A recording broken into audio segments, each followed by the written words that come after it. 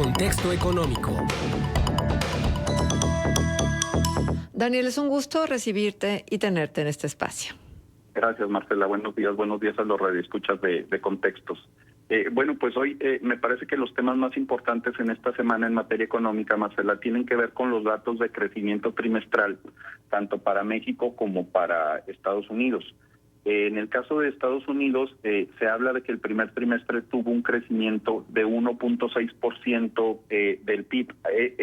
Tenemos que tomar en cuenta que el crecimiento del último trimestre de 2023 en Estados Unidos fue de 3.4%. Entonces, es una caída bastante importante de un trimestre respecto a otro. Ahora bien, también tenemos que tomar en consideración que las expectativas de los especialistas económicos hablaban de un crecimiento un poquito más alto, la expectativa era 1.6 y el crecimiento fue de 1.3, una disculpa ahí, un error.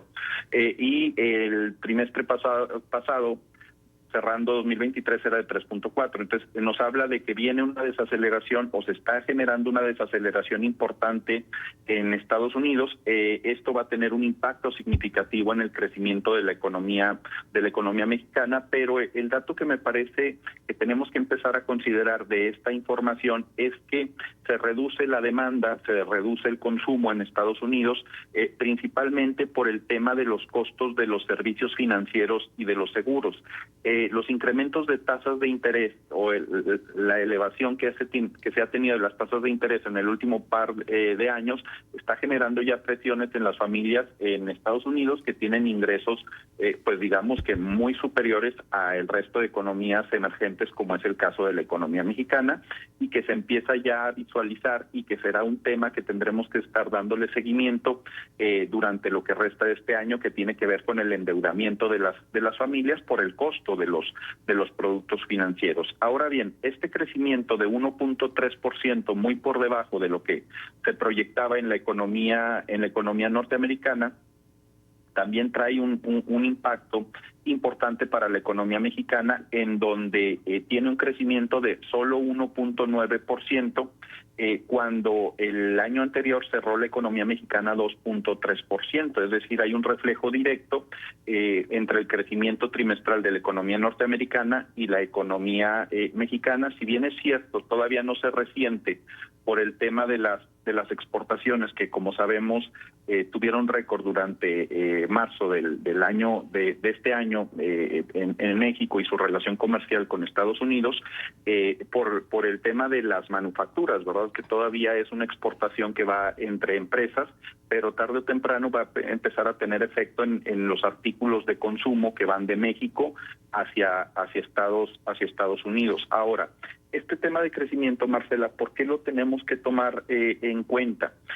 Por principio de cuenta, hay que tener bien definido que crecimiento es muy distinto a desarrollo. Muchas veces se suelen utilizar como sinónimos. Crecimiento es aumento de las variables de manera cuantitativa, mientras que el desarrollo tiene que ver con las mejores condiciones de vida de la población. Es decir, una economía tiene que crecer respecto a sus variables, pero no se va a generar el desarrollo si este crecimiento, si estas mejoras en las exportaciones, en los ingresos, en las remuneraciones, no se traslada en mejores condiciones de vida de la población. Este es un primer elemento que tenemos que tomar en cuenta cuando hablamos de crecimiento para una economía. Nada más déjame interrumpirte, Daniel, porque Adelante, sé que traes por favor. muchos datos, pero sí quisiera que nos aclararas un poco esta situación. A ver, ¿por qué la desaceleración en Estados Unidos de lo que tiene que ver con la actividad industrial? ¿A qué obedece? Como ya te decía, tenemos 2 años con las tasas de interés que han venido incrementándose. Recordarán que cuando estaba la tasa de interés más baja, la de referencia en Estados Unidos, alcanzó el 0%. Hoy está superando el 3% y esto va a generar costos a la población, al sector empresarial, a la dinámica económica de manera general. Y entonces uno tiene que utilizar más de sus recursos para pagar productos financieros en vez de utilizarlos para gastar y comprar bienes y servicios. Esto genera ya de por sí una desaceleración en la actividad económica. Entonces, si no hay demanda, baja la producción. Así es. O sea, esa es una relación directa, pero también en la industria.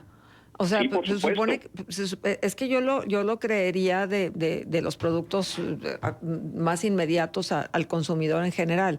Pero ¿cómo se da este proceso? O sea, es que no se necesita lo que las industriales están fabricando como para que luego haya una utilización de ese producto en otra cadena de valor.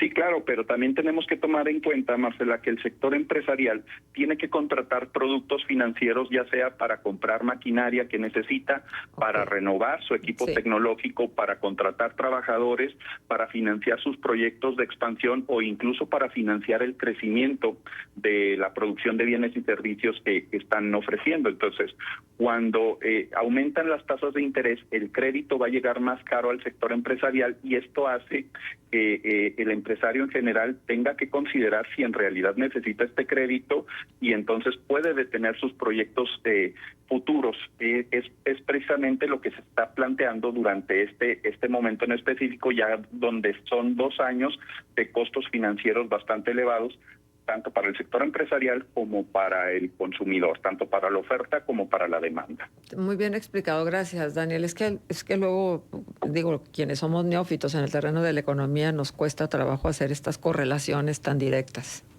Y que no es más que un funcionamiento, Marcela, de la cotidianidad. La explicación de la economía tiene que ser sencilla, tiene que ser con base al funcionamiento que tenemos todos los días nosotros en nuestras actividades diarias. Y te lo planteo de la siguiente manera: se acerca ya el tema de verano y puede ser muy sencillo que la gente piense, o puede ser importante que la gente piense en salir de vacaciones y quiera ir a solicitar un crédito para poder hacer este viaje que se está pensando.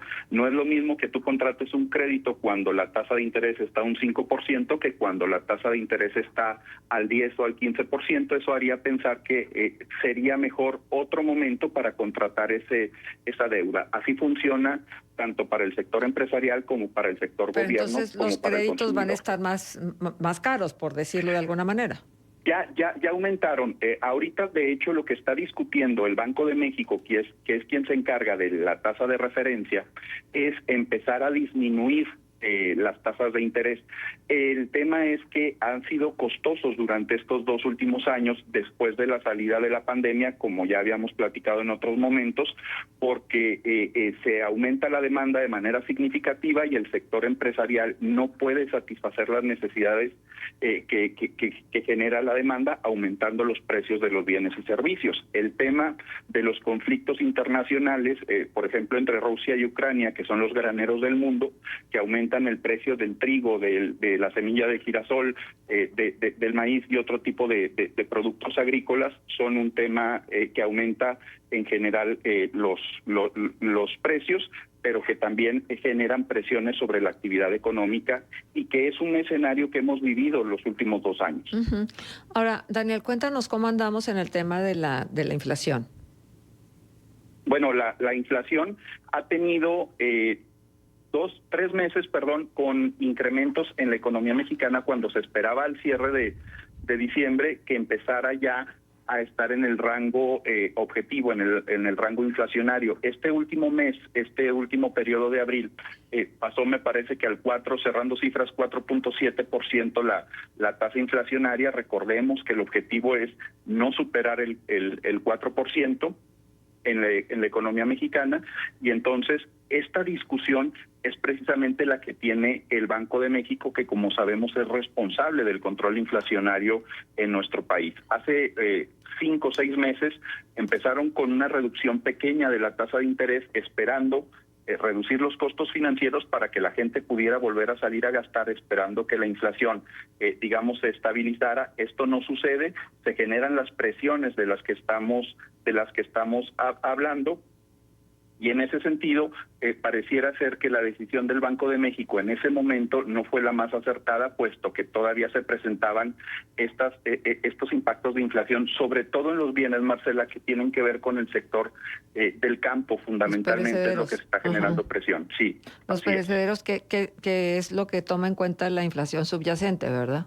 Sí, y que de alguna manera se anticipó también durante el año anterior cuando hablaban de los fenómenos meteorológicos que el día de hoy estamos viviendo y que esta falta de agua en general en nuestro país está generando una falta de bienes y servicios que tienden a hacer que los precios se eleven, que digamos es el principal efecto que estamos viviendo en el caso de la economía mexicana, y otro tipo de productos, sobre todo el precio internacional del barril del petróleo, que ha venido teniendo un crecimiento por arriba del estimado, y esto en general genera aumentos de precios en la mayoría de los productos por la importancia que tienen los energéticos en la producción de bienes y servicios. Entonces, perecederos energéticos tienen una alta volatilidad. Sí, exactamente. Son los artículos que se miden con alta volatilidad, específicamente el sector agropecuario y el sector de los energéticos. Por el otro lado, los productos que mide la inflación con menor volatilidad tiene que ver con el sector servicios y con el sector de la producción de bienes, en general del sector industrial, provenientes del sector industrial. Muy bien. Entonces, yo creo que será necesario que hagamos un programa donde exclusivamente hablemos de los temas económicos, de lo que se ganó, lo que se perdió y las áreas de oportunidad durante este sexenio. Ya lo estaremos organizando, Daniel, y por supuesto tú serás parte importante de esta reflexión. Con mucho gusto lo vemos. Por lo pronto, muchísimas gracias por haber estado con nosotros y por traernos este tema. Seguimos a las órdenes. Buenos días a todos. Hasta luego. A todas. En el contexto económico estuvo con nosotros Daniel González, economista, que la verdad es que nos hace fácil lo difícil, entender los temas económicos.